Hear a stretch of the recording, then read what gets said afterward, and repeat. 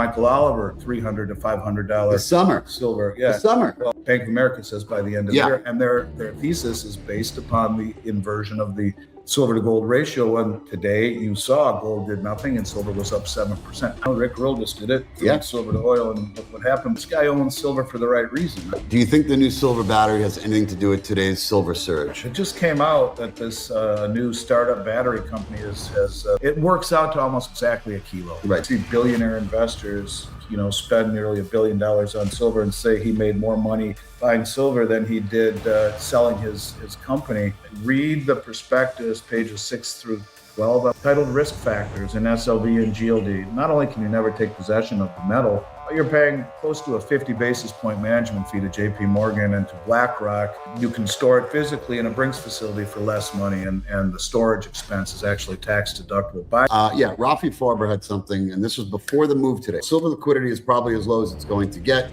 Speculative positions are at a minimum. Open interest remains below 100,000. Do you think the new silver battery has anything to do with today's silver surge? It just came out that this new startup battery company is a year ahead of Toyota in their production, and there's like 100, I don't know what they call it, cells, and each cell is like, I don't know.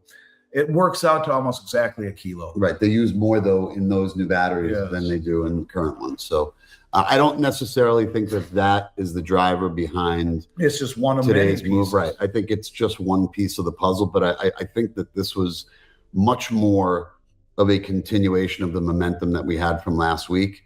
And if you look, there was from a technical standpoint, there was a wedge pattern that had been formed. And it was the first time, is it going to be opposite on the screen that they're seeing it? Right. So it was formed like this, and it was for the first time in a long time that the line had come across the end of the wedge. And that signals somewhat of a breakout. And I think that was predominantly the big part of it. But it's continuing right now, even after hours. Which is big because normally when you see a violation of technical charting, the powers that be would want to knock it back down through it. It was, a brief violation, but a non-confirmation. To see it continue to run, the world at that level moves on technical analysis. The algorithmic black box programs look for those kinds of things. Silver didn't explode because of a battery headline. It exploded because the paper market briefly lost control of the chart. As Andy Schectman points out here, the technical breakout mattered more than the news itself, because algorithmic systems react to momentum before retail even notices. The real signal is that silver kept rising after hours instead of getting immediately slammed back down like prior rallies. That suggests institutional resistance may be weakening at the exact moment physical demand is tightening globally. Next, Andy Schectman reveals why delivery pressure is starting to overpower the suppression mechanisms Wall Street depended on for decades. I think for me, I look at a macro perspective of everything, and it's like seeing one tree and say, is that the reason? No, I take a step back and look at the forest and see all of the trees. And it's very frustrating to have a macro perspective because many of the things that we see are very counterintuitive to what we would expect. And that's called painting the tape too. That's exactly what the people who have been suppressing forever do. But again, it's getting harder to suppress when the metal is becoming harder to source and when the deliveries are becoming that much more pronounced. To be on the wrong side in a naked short right now is as silly as a mud wall. So I think to expect the price to look, it's crazy to see the lead analyst for Bank of America, the lead metals analyst, say $300 gold. Michael Oliver, silver. Michael Oliver, $300 to $500. This summer. Silver, This summer. Well, and Bank of America says by the end of the year, and their thesis is based upon the inversion of the silver to gold ratio. And today you saw gold did nothing and silver was up 7%. I never saw metal move above 2% the majority of my career. And GATA called it the 2% rule. The Gold Antitrust Action Committee, Bill Murphy, Chris Powell. It busted through that 2% and over tripled it. That is something that is very unusual in the entire 35 years I've been doing this. I got to tell you, though, I think that part of their inability to hold it the way that they used to for the last, call it 20 years prior to 3 years ago or 4 years ago, pre-COVID. Silver moving 7% while gold barely moved is not normal price action. It's what happens when a market starts slipping beyond controlled positioning. According to Andy Schectman, the old 2% rule that capped metals volatility has effectively broken down as physical sourcing tightens and delivery stress rises. What matters here is not the $300 silver prediction itself, but why major institutions suddenly feel comfortable discussing it publicly after years of dismissing the sector entirely. Savers ignoring this shift may be underestimating how quickly repricing cycles accelerate once confidence cracks. Next, Andy Schectman exposes why naked short positioning now carries systemic risks the COMEX may no longer be able to contain.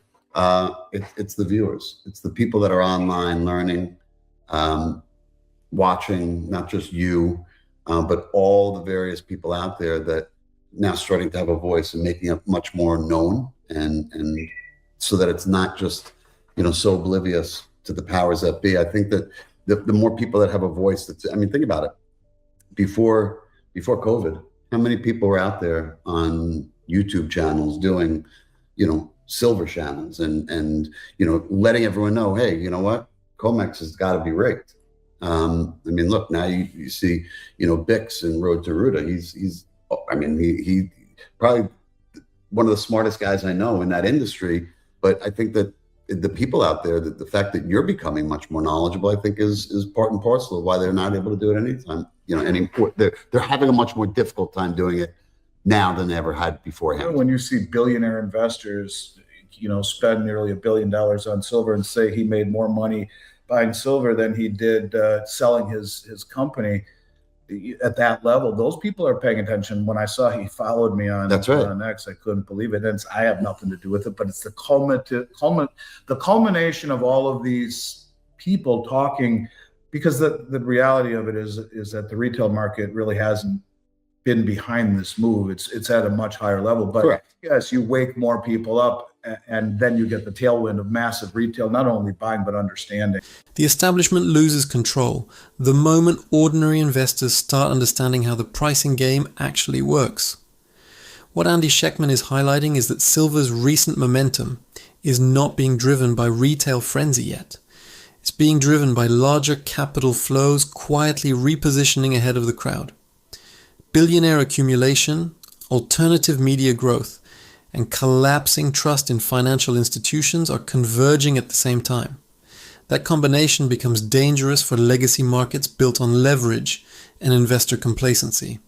Next, Andy Schectman unravels why rising public awareness may become the single biggest threat to paper silver suppression. Yeah, it becomes harder to suppress openly the market when everything points to a different direction. Yeah. PJ Bolo wants to know if you think ready for this? The dumpling of ETFs is coming to an end. The dumpling? I think he means dumping of ETFs, but he wrote dumpling. I don't know. I think they got some increase in flows recently. I'm not sure. I think ETFs are the worst way to own metal, period. Read the prospectus, pages 6 through 12, I want to say 6 through 9, titled Risk Factors in SLV and GLD. Not only can you never take possession of the metal, but you're paying close to a 50 basis point management fee to JP Morgan and to BlackRock. And then what can you do instead of that? You can store it physically in a Brinks facility for less money, and the storage expense is actually tax deductible. Buy the real thing, hold it yourself, take it out of. Once it's inside of the institutional vault from the ETF, the big players have the ability to stand for delivery of it through share redemption. You're playing right into the hands of the cartel that suppress it. When you realize that JP Morgan paid the largest fine the Justice Department ever passed out, and yet in the infinite wisdom of the regulators is allowed to be the custodian of the largest silver trust and one of the largest gold trusts in the world, it should tell you that is a rigged casino. Yep. I didn't hear this today. SRK Services 1964 said, did you guys hear anything about the silver market tripping the breakers twice today? Wall Street keeps selling ownership of silver while structuring the system, so most investors never touch the metal itself. Andy Schectman's argument suggests ETFs benefit institutional custodians far more than the people supposedly hedging inflation through them. The contradiction is staggering. Banks fined for market manipulation still control major precious metals trusts, while regulators call the structure transparent. Investors focused only on ticker exposure may discover too late that paper claims and physical access are not the same thing during real stress events. Next, Andy Schectman reveals why circuit breaker rumors and liquidity strain may signal deeper instability underneath the silver market. Did not. Yeah, but it wouldn't surprise. On the upside, right, the upside. Twice on the downside, sorry, it glitched. Right, we glitched, and the backup air conditioning units didn't stop, so we had to shut down the COMEX. Listen, I didn't hear anything about it. It wouldn't surprise me that, yes, it tripped the breakers and maybe it halted trading. I don't know. I can't follow it per se. We watch the spot market, not necessarily the futures all day, every second of the day. But it wouldn't surprise me given the fact that they don't, that they would stop it on the upside, but they never do so on the downside. That's what we found. Rafi Farber had something, and this was before the move today, so I give him a lot of kudos. He wrote, silver liquidity is probably as low as it's going to get. Speculative positions are at a minimum. Open interest remains below 100,000. That means any small increase in speculative bullishness will move the price a lot higher, whereas any decrease hasn't seemed to move it at all. Price is $20 higher, 25% than the lows, and open interest is much lower than it was at the lows. A big move in price on a tiny move higher in speculative positioning is exactly what we've seen in that rectangle. It's about $10 on 2,100 contracts in open interest. That means if there's, and he wrote when there's, a sudden awakening in speculative fervor for silver and open interest jumps, say a reasonable amount like 115,000, the price should increase wildly, like $20 or even $30 in a day or two. Markets only glitch when price movement threatens the wrong side of the trade. Andy Schectman notes that silver open interest remains historically low even as price climbs, which signals an unusually thin market vulnerable to violent upside repricing. That matters because small speculative inflows are suddenly creating outsized moves while downside pressure barely changes positioning anymore. For long-term savers, this is the type of liquidity imbalance that can reprice an asset before mainstream investors even realize a structural shift has started. Next, Andy Schectman exposes why declining open interest may actually be the strongest bullish signal silver investors have seen in years. This is completely realistic and is why he bought calls. So I know that you're on with Rafi quite frequently. I think he's great. Smart guy. Yeah, very smart guy, very good at the technicals. And I think today, like we said last week when we were here, we're going to wake up one day and we're going to see a big bump or a big jump. And today we saw it, and it was really part of an overall benign market. Gold did virtually nothing. Silver was up 7%. As I mentioned, gold was up maybe 1/3%. Platinum actually rode silver's coattails, was up 4 to 5%. And the overall market did nothing. I mean, it was really kind of a flattish day with the exception of some of the, these crazy chip makers that are up. I mean, my God, if you look at SanDisk and Micron and some of these companies, they are up 100% in a week, 2 weeks. Intel, again, soared. That was up last week. We talked about it was up 117%. Now it's up at 125. Crazy. I don't think that it's a situation where Andy or myself would be getting out of all of our precious metals in its entirety. But there are reasons why you would perhaps get out of some. I mean, silver's at 300, 400, 500. From where we own silver, that is such an enormous return on our investment that to take a portion of that and put it into another hard asset, I don't think there's anything wrong with it. Markets stayed flat. Gold barely moved, yet silver suddenly surged 7% in a single session. The divergence almost never happens accidentally. What Andy Schectman is highlighting is that silver may be entering the phase where momentum detaches from broader market behavior and starts reflecting supply stress instead. Meanwhile, speculative tech names are soaring vertically, while hard assets quietly regain relative strength underneath the surface. Investors protecting long-term purchasing power should pay attention when metals begin outperforming without mainstream enthusiasm or panic headlines driving the move. Next, Andy Schectman reveals why institutional capital may eventually rotate from inflated equities into tangible assets far faster than most portfolios can react. Rick Roll just did it from silver to oil, and look what happened. But a lot of people, this guy owns silver for the right reason. I respect, right? It's legacy, pass it on, hold it. It's always part of your portfolio. A lot of people don't do it that way. A lot of people will say, what's my exit strategy? You know, I'm going to sell this at some point. So, I mean, you have to be true to the whole community. And I think the tailwind is behind us handsomely. But if I felt that was going to change, I think I owe it to everyone who's spent any time listening to anything I say, for me, at least, to be true to myself and to the market. So I hope it's not for a while. But if I felt that things were drastically going to change, I'd be the first to admit it. Doesn't mean you need to sell everything, but maybe it's time to, just like your position in Micron, maybe it's time to lighten up and go elsewhere. I don't see that yet, but you know, who knows what happens down the road. No doubt about it.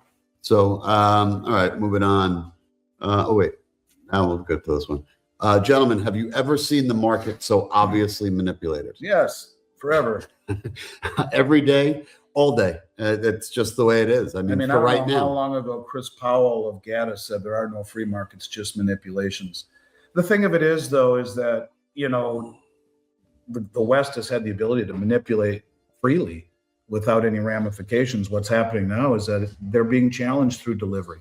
And that's the difference. When you have entities across the globe saying, there is an escape hatch. The biggest mistake investors make is believing wealth preservation means never adjusting positions when market structure changes. Andy Schectman's argument suggests physical silver should remain a core holding, but blind attachment without strategic rotation can become its own form of risk management failure. The deeper issue is that global delivery demand is beginning to challenge Western paper pricing dominance for the first time in decades. When physical settlement pressures rise, manipulated pricing mechanisms become harder to sustain without visible stress fractures appearing in the system. Next, Andy Schectman points out why global buyers demanding delivery may be forcing COMEX into a credibility crisis few analysts want to discuss publicly. We're going to stand for delivery. It becomes much more difficult. That's when you see desperate attempts, drive-by shooting, glitches, you know, circuit breakers freezing, air conditioning units overheating, or you know, whatever. And you can sense we're getting closer to that moment where the manipulation is becoming harder for them to pull off. And now they're doing it right in your face. So to his point, it's just becoming more visible. Do you think that, I know that the new Silver Act is not really involved in the quote unquote manipulation of maybe things, it is. But do you think that will have, because you know the one thing I liked about it is now at least you're starting to get eyeballs, and even though I know it's really more so about locations of the vaults around the country, so that all the bullshit that they talk about with delivery and being concentrated in one part of the nation, so that it doesn't happen. But do you think maybe they'll start to look at the way COMEX does do the trading? Well, they should. It's crazy that they haven't. You know, the CFTC hasn't done a great job. With the new CFTC, maybe they will. Maybe they actually will, and much of the world sees it, and that's why part of the reason maybe you have a massively declining open interest. Maybe that's why you're seeing so much in the way of deliveries and actually loadouts and metal being shipped across the globe. The people who have had their chips here on the COMEX, many of them are cashing in and going elsewhere. The official narrative says markets are functioning smoothly, yet trading freezes, delivery stress, and declining open interest keep appearing at the same time. This is where Andy Schectman's thesis shifts from simple silver bullishness into a broader institutional credibility problem surrounding COMEX itself. If confidence in paper settlement weakens, global capital will naturally migrate toward exchanges and jurisdictions, prioritizing physical delivery over synthetic leverage games. That transition would not hurt hedge funds first. It would hit ordinary investors relying on paper exposure they assumed was secure. Next, Andy Schectman unravels why shrinking trust in Western exchanges may quietly accelerate the global shift toward physical price discovery. That's what I would have always expected to see. You know, one of these days it will become real and you will see price setting move gradually and then suddenly to different parts of the globe, probably somewhere like Shanghai or Singapore, Dubai, countries that are largely cash and carry and have a vested interest in seeing real price settlement rather than Western suppression for the Western good. And it's becoming tougher to do so. I certainly drink my own Kool-Aid. I don't know where you put your money right now that allows you to sleep well at night. I don't, other than, other than what we talk about. The crazy statistic that I read is that you see what's on my screen in blue. So since 1990, the U.S. M2 money supply grew from 9 billion to 23 trillion. Mm-hmm. On a per capita basis, that represents an increase of more than 540 times. Right. Well, that's just absolute insanity. Right. And that's why when you see silver at these levels with an increase in the money supply of that much, it's never been allowed to find real price discovery. And that's why when you hear these wild moves that are being predicted, but no one says anything when Micron's up 150, 200% in the blink of an eye. But if it's silver, well, it's nuts. Well, it's because of price discovery and suppression on COMEX and open interest. It seems to be running away from that game. Maybe we're getting close to that moment where, price discovery becomes something that allows silver to find itself. The Federal Reserve expanded M2 from billions into the tens of trillions. Yet investors are still told silver should behave like a sleepy industrial metal. According to Andy Schectman, real price discovery may eventually migrate away from Western exchanges toward physical settlement hubs like Shanghai, Dubai, and Singapore, where delivery matters more than leverage games. That possibility exposes the contradiction underneath modern markets.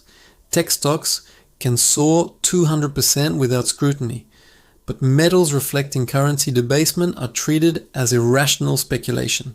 Savers depending entirely on dollar-based assets may be underestimating how fragile confidence becomes during monetary transitions. Next, Andy Schectman exposes why the dollar breakdown may be the trigger that finally forces silver into true global repricing.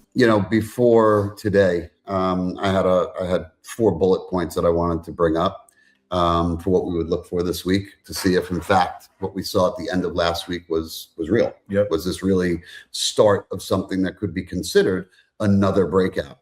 What are those? So one was the GSR, and it needed to break below 56.3. We've got to be right there, aren't we? We're there. We're done. We're below 55. Okay, so that's number one. Check it off the list because that was before today. Yep. The $83 level was a very big level because it hit 4 times and it had 3 rejections. Mm-hmm.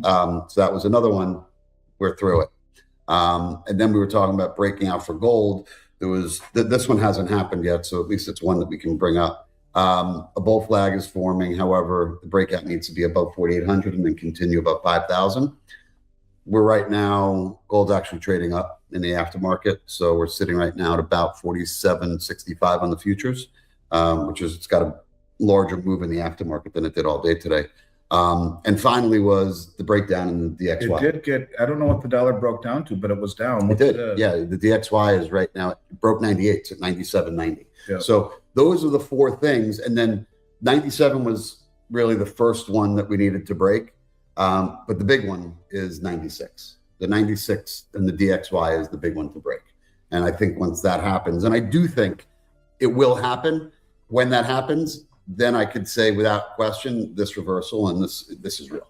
If the dollar breaks 96 on the DXY, millions of retirement portfolios could suddenly discover their safe assets were priced for a world that no longer exists. What Andy Schectman is highlighting is that multiple technical signals are now aligning simultaneously. Silver to gold ratio strength, resistance breakouts, and dollar weakness rarely converge without a larger macro shift forming underneath.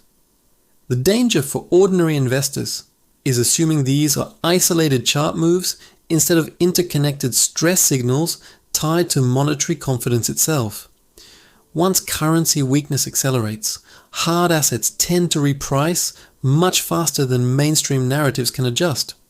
Next, Andy Schectman reveals why gold's unfinished breakout may be masking a much larger institutional rotation already underway. You know what I find interesting? It's like sentiment got flushed, and you need to do that, I think, when sentiment gets too hot. Sentiment gets flushed, the price gets kneecapped, and China imports more silver than at any time in history. COMEX delivers more than at any time ever. The positioning from the weak hands to the strong hands, the lack of open interest to see these outsized moves, and how many people left in disgust and still don't believe it. And that's exactly what you want as an environment, to see the price start to move, where, again, it moved with no one noticing it last time. Everyone noticed it, so they got slapped. They left the party, and now it's quietly creeping up again. And you won't see any of this discussion in the mainstream at all. We notice it. You should all notice it, and we'll see if it follows through. It just did break through a falling trend line. It popped through, man. This thing like a hot knife through butter. This thing, and I'll tell you, the biggest for me, the biggest bullish indicator. Jim Cramer's not bullish. Yeah, God, dude. There's no better contrarian indicator than him. That's it. It's unbelievable. I have to be worried when he actually likes silver and gold. That's what we have to be worried about. The fact that he still has a job, it's unbelievable. It really is crazy how almost everything that he says is opposite of what happens. Yeah, he's entertaining. He's a good speaker and all, but he's wrong more than he's right. If he says he's out, that's usually when you would expect to see the price. He represents the mainstream. The mainstream doesn't get it. Sentiment collapses usually happen before major reversals, not after them. And silver's current setup is starting to resemble previous stealth accumulation phases. Andy Schectman's argument suggests the strongest bullish environments emerge when weak hands exit, mainstream coverage disappears, and physical demand quietly strengthens underneath declining open interest. China, importing record silver, while COMEX deliveries surge, tells a very different story than the calm narratives dominating financial television. Investors waiting for universal confirmation often discover the repricing phase already happened, while analysts were still dismissing the move as temporary noise.